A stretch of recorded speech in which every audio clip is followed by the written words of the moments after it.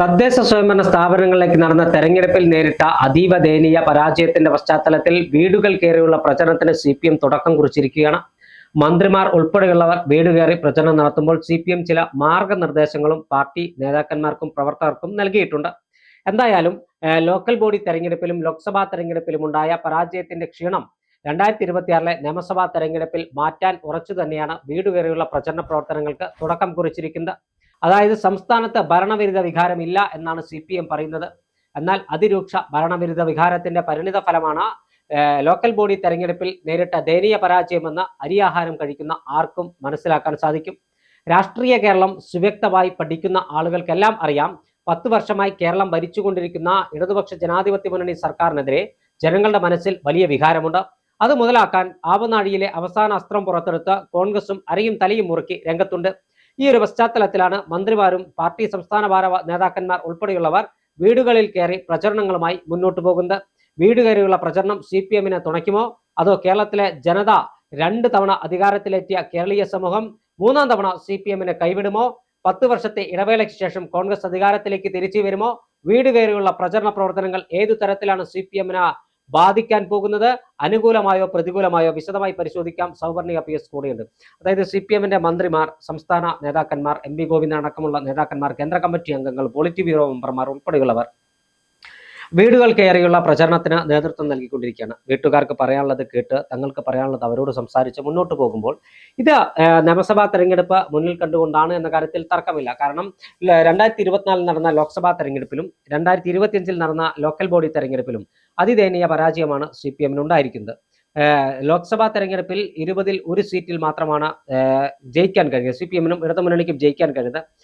Local body തെരഞ്ഞെടുപ്പിൽ 65% അധികം വരുന്ന തദ്ദേശ സ്വയംഭരണ സ്ഥാപനങ്ങൾ ഐക്യജനാധിപത്യ മുന്നണിയും കോൺഗ്രസിന്റെയും കൈകളിലാണ് എത്തിയത്.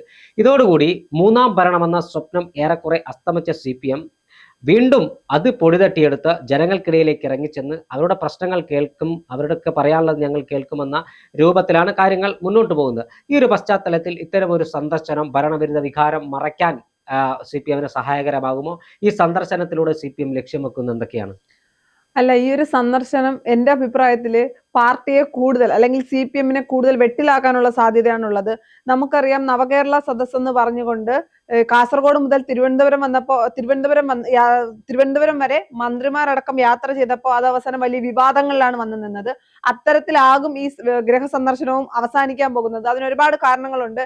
ഈ പറയുന്ന പോലെ പാർട്ടി പറയുന്നത് വീടുകളിൽ കയറുമ്പോൾ വീട്ടിലുള്ളവരുമായി സംസാരിക്കുമ്പോൾ അവർക്ക് പറയാനുള്ളത് കേൾക്കണം. തിരിച്ച് തർക്കിക്കുന്ന തരത്തിലേക്ക് ഒരു മറുപടിയും പറയാൻ പാടില്ല. പിന്നെ വീട്ടിലുള്ളവർ സംസാരിക്കുമ്പോൾ ഇടയ്ക്ക് കയറി സംസാരിക്കാൻ പാടില്ല. ഇത്തരം ഒരുപാട് കാര്യങ്ങൾ കൂടി പറയുന്നുണ്ട് അതിൻ്റെ അകത്തുള്ള പ്രശ്നം എന്ന് വെച്ചാൽ പല വിഷയത്തിലും സർക്കാരിന് അല്ലെങ്കിൽ CPM-ന് ഉത്തരമുണ്ടാകില്ല. സ്വാഭാവികമായി നമുക്കറിയാം, ഈ പറയുന്ന CPM-ന്റെ നേതാക്കൾ വീട്ടിലേക്ക് ചെല്ലുമ്പോൾ കേരളത്തിലെ പൊതുസമൂഹം ചോദിക്കുന്ന ഒരു ചോദ്യമുണ്ട്. ശബരിമല സ്വർണ്ണക്കൊള്ളയിൽ പത്മകുമാറിനെ അറസ്റ്റ് ചെയ്തിട്ടും എന്തുകൊണ്ട് പത്മകുമാറിനെ പാർട്ടി തള്ളി പറഞ്ഞില്ല?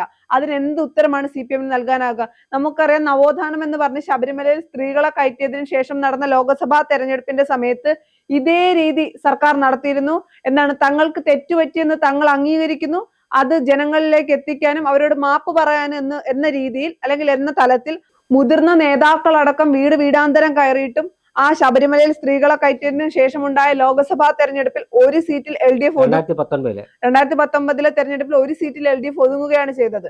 അതേ രീതിയാണ് അവർ വീണ്ടും ആവർത്തിക്കുന്നത്. ഇപ്പോഴും സാഹചര്യം മറിച്ചല്ല. അന്ന് ശബരിമല സ്ത്രീകളെ കയറ്റിയ വിഷയമാണെങ്കിൽ ഇന്ന് ശബരിമലയുടെ സ്വർണ്ണക്കൊള്ളയാണ് പൊതുസമൂഹത്തിന് മുന്നിലുള്ളത്. ഭരണവിരുദ്ധ വികാരം ഇല്ല എന്ന് നാഴിക്ക് 40 വട്ടം പാർട്ടി പറയുമ്പോഴും അത് ഉണ്ട് എന്ന് പാർട്ടിക്കും അറിയാം, പൊതുജനത്തിനും അറിയാം. ഈ പറയുന്ന പോലെ കഴിഞ്ഞ 10 വർഷം തങ്ങൾക്ക് എന്ത് ചെയ്തു എന്നൊരു ചോദ്യം പൊതുജനം ചോദിക്കും. അതിൽ യാതൊരു സംശയവുമില്ല. ശബരിമല സ്വർണ്ണക്കൊള്ളയിൽ പത്മകുമാറിന്റെ എന്തുകൊണ്ട് പാർട്ടി തള്ളിപ്പറഞ്ഞില്ല എന്നൊരു ചോദ്യം ഉണ്ടാകും. ഇതിനൊക്കെ എന്ത് മറുപടി ആയിരിക്കും കൊടുക്കുക?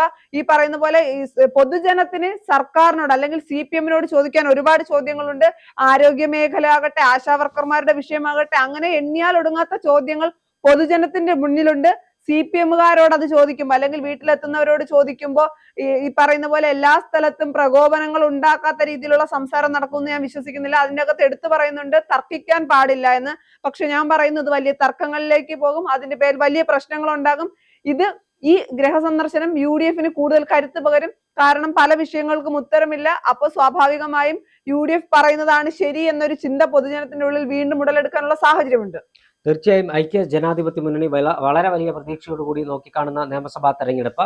ആ തെരഞ്ഞെടുപ്പിൽ ജയിക്കാനുള്ള പ്രവർത്തനങ്ങളുമായി UDF മുന്നോട്ട് പോകുമ്പോഴാണ് CPM ഈ പരാജയത്തിൽ നിന്ന് പാഠം ഉൾക്കൊണ്ടുകൊണ്ട് വീടുകളിലേക്ക് എത്തുന്നത്. എന്തായാലും ഗൃഹസന്ദർശനം CPM-നെ ചെറിയ തരത്തിൽ സഹായിക്കുമെന്ന കാര്യത്തിലും തർക്കമില്ല. കാരണം ന്യൂനപക്ഷ മേഖലകളിൽ അവർ കൃത്യമായ ആസൂത്രണത്തോടു കൂടിയാണ് ഈ പ്രവർത്തനങ്ങൾ ഏകോപിക്കുന്നത്. കഴിഞ്ഞ ദിവസം ഞാൻ ഫേസ്ബുക്കിൽ കണ്ടൊരു ചിത്രം, CPM-ന്റെ നല്ല ശക്തിയുള്ള ജില്ലയായ കോഴിക്കോട് ജില്ലയിൽ ലോക്കൽ ബോഡി തെരഞ്ഞെടുപ്പിൽ വലിയ ദയനീയമായ പരാജയമാണ് അവർക്കുണ്ടായത്. സാങ്കേതികമായി കോഴിക്കോട് കോർപ്പറേഷൻ ലഭിച്ചിട്ടുണ്ടെങ്കിലും മറ്റ് പല നഗരസഭകളിലും പഞ്ചായത്തുകളിലും ബ്ലോക്ക് പഞ്ചായത്തുകളിലും CPM-ന് കാലിടർന്ന് കണ്ടു. അവിടെ അവർ കൊയിലാണ്ടി മുഹമ്മദ് റിയാസിന്റെ മണ്ഡലം ബേപ്പൂരാണ്. പക്ഷേ മുഹമ്മദ് റിയാസ് വീട് കയറുന്നത് കൊയിലാണ്ടി അസംബ്ലിയിലാണ്. കാരണം കൊയിലാണ്ടി CPM-ന്റെ നിലവിൽ സിറ്റിംഗ് സീറ്റാണെങ്കിൽ ലോക്കൽ ബോഡി തെരഞ്ഞെടുപ്പ് വെച്ച് പരിശോധിക്കുമ്പോൾ CPM ഏകദേശം 7000-ഓളം വോട്ടിന് പിറകിലാണ്. അവിടെ ന്യൂനപക്ഷങ്ങൾ തിങ്ങിപ്പാർക്കുന്ന കൊയിലാണ്ടിയിലെ ബീച്ച് മേഖലകളിലാണ് മുഹമ്മദ് റിയാസിന്റെ നേതൃത്വത്തിൽ സന്ദർശനം നടക്കുന്നത്. അവിടെ മുഹമ്മദ് റിയാസ് ഉണ്ട്, CPM-ന്റെ ജില്ലാ സെക്രട്ടറി മെഹബൂബ് ഉണ്ട്. ഇവരുടെ നേതൃത്വത്തിൽ ബീച്ച് കേന്ദ്രീകരിച്ച്, അതായത് ന്യൂനപക്ഷങ്ങൾ തിങ്ങിപ്പാർക്കുന്ന മേഖല കൊയിലാണ്ടിയുടെ തീരദേശ മേഖലകളിലാണ് മുഹമ്മദ് റിയാസിന്റെ നേതൃത്വത്തിൽ വീട് കയറിക്കൊണ്ടിരിക്കുന്നത്. ഇത് CPM ഒരു കൃത്യമായ രാഷ്ട്രീയ സന്ദേശമാണ് നൽകുന്നത്. നഷ്ടപ്പെട്ടു പോയ ന്യൂനപക്ഷ വോട്ടുകൾ തങ്ങളിലേക്ക് എത്തിക്കാൻ മന്ത്രിമാർ ഉൾപ്പെടെയുള്ളവരെ ഇറക്കിക്കൊണ്ട്, പാർട്ടി ജില്ലാ സെക്രട്ടറി നേരിട്ട് ഇറക്കിക്കൊണ്ടാണ് ഇവർ ഇതിന്റെ പ്രചരണ തന്ത്രം മെനയുന്നത്. പക്ഷെ അപ്പം മറുവശത്തൊരു ചോദ്യമുണ്ടല്ലോ, ന്യൂനപക്ഷങ്ങളെ ഒപ്പം നിർത്താൻ ഇവർ വീട് കയറുമ്പോഴും മുഖ്യമന്ത്രി വെള്ളാപ്പള്ളിയെ തള്ളി പറഞ്ഞിട്ടില്ല, വർഗീയത പറയുന്നവരെ ഒപ്പം നിർത്തുന്നുണ്ടല്ലോ, അതും പൊതുജനം നിരീക്ഷിക്കുന്നുണ്ട്. തീർച്ചയായും അത്തരത്തിൽ അതിന് ജനങ്ങൾ ചോദിക്കുമ്പോൾ എന്തു മറുപടിയാണ് റിയാസ് ഉൾപ്പെടുന്ന ആളുകൾ നൽകുക എന്നത് ഏറ്റവും കൗതുകകരമായ ഒരു കാര്യമാണ്. പ്രബുദ്ധരായ ജനങ്ങളാണ് കേരളത്തിലെ വോട്ടർമാർ. മുഹമ്മദ് റിയാസും അതോടൊപ്പം തന്നെ മെഹബൂബും ഉൾപ്പെടെയുള്ള, ഞാനൊരു ഉദാഹരണം എടുത്ത് പറഞ്ഞാൽ, ആളുകൾ ഇത്തരത്തിൽ ന്യൂനപക്ഷങ്ങൾക്ക് സ്വാധീനമുള്ള ഇടങ്ങളിൽ വീടുകൾ കയറുമ്പോൾ സ്വാഭാവികമായും വെള്ളാപ്പള്ളിയും മുഖ്യമന്ത്രിയുമായുള്ള ചങ്ങാത്തം അടക്കമുള്ള കാര്യങ്ങൾ വോട്ടർമാർ ചോദിക്കുമെന്ന കാര്യത്തിൽ തർക്കമില്ല. അതിനവർ ഉത്തരം പറയേണ്ടി വരും. എന്തുത്തരമാണ് അവർ പറയുക എന്നതാണ് കണ്ടറിയേണ്ടത്. കാരണം കേരളത്തിലെ ഒരു വിഭാഗത്തെ, കേരളത്തിലെ ഒരു ജില്ലയെ പോലും, മലപ്പുറം ജില്ല ന്യൂനപക്ഷ സമുദായം, പ്രത്യേകിച്ച് മുസ്ലിം സമുദായം തിങ്ങിപ്പാർക്കുന്നവർക്ക് ജനസംഖ്യയിൽ കൂടുതൽ മുസ്ലിം സമുദായമുള്ള ജില്ലയാണ് മലപ്പുറം. ആ മലപ്പുറം ജില്ലയെ വരെ അപമാനിക്കുന്ന തരത്തിൽ വെള്ളാപ്പള്ളി നടേശനെ പോലുള്ള ആളുകൾ, SNDP യോഗത്തിന്റെ ജനറൽ സെക്രട്ടറി ശ്രീനാരായണ ഗുരു, കേരളത്തിന്റെ സാമൂഹിക പരിഷ്കർത്താക്കളിൽ ഒരാളായ, നവോത്ഥാന നായകന്മാരിൽ ഏറ്റവും പ്രധാനിയായ, ഒരു ജാതി ഒരു മതം ഒരു ദൈവം മനുഷ്യൻ എന്ന് പറഞ്ഞ ശ്രീനാരായണ ഗുരു നേതൃത്വം നൽകിയ സംഘടനയുടെ ജനറൽ സെക്രട്ടറി ഇന്നിരിക്കുന്ന വെള്ളാപ്പള്ളി നടേശൻ പച്ചവർഗീയത നാഴികയ്ക്ക് 40 വട്ടം പറയുമ്പോൾ അതിന് കുടപിടിക്കുന്ന, അതിനെ താലോലിക്കുന്ന വെള്ളാപ്പള്ളി നടേശനെ സ്വന്തം കാറിനകത്ത് കയറ്റിയിരുത്തി വെള്ളാപ്പള്ളി നടേശന് സിന്ദാബാദ് വിളിക്കുന്ന, പരവതാനി വിരിക്കുന്ന മുഖ്യമന്ത്രി ഇത്തരത്തിൽ ഒരു വർഗീയതയ്ക്ക് കുടപിടിക്കുമ്പോൾ അത് പൊതുസമൂഹം ചോദ്യം ചെയ്യും. അത് മുഹമ്മദ് റിയാസ് അല്ല, മെഹബൂബ് അല്ല, സാക്ഷാൽ MA ബേബി വീട്ടിൽ കയറിയാലും ആളുകൾ ചോദിക്കും. അതിന്റെ മറുപടി അവർ പറയേണ്ടി വരും. എന്തായാലും CPM-ന്റെ ഈ പൊള്ളത്തരം കേരളത്തിലെ ജനങ്ങൾ തിരിച്ചറിയും. കേരളത്തിലെ ജനങ്ങൾ തിരിച്ചറിയുമ്പോൾ അതിന് മറുപടി പറയേണ്ട ബാധ്യത ഈ മന്ത്രിമാർക്കുണ്ട്. എന്തായാലും പഴയതുപോലെയല്ല കാര്യങ്ങൾ. മന്ത്രിമാരും MLA-മാരും അതോടൊപ്പം തന്നെ പാർട്ടി നേതാക്കന്മാർ ഒന്നിച്ച് വീടുകളിൽ കയറിയാലും ഈ ഭരണവിരുദ്ധ വികാരം മാറ്റാനും മറക്കാനും കഴിയില്ല എന്ന് തന്നെയാണ് രാഷ്ട്രീയ നിരീക്ഷകരുടെ ഒരു വിലയിരുത്തൽ.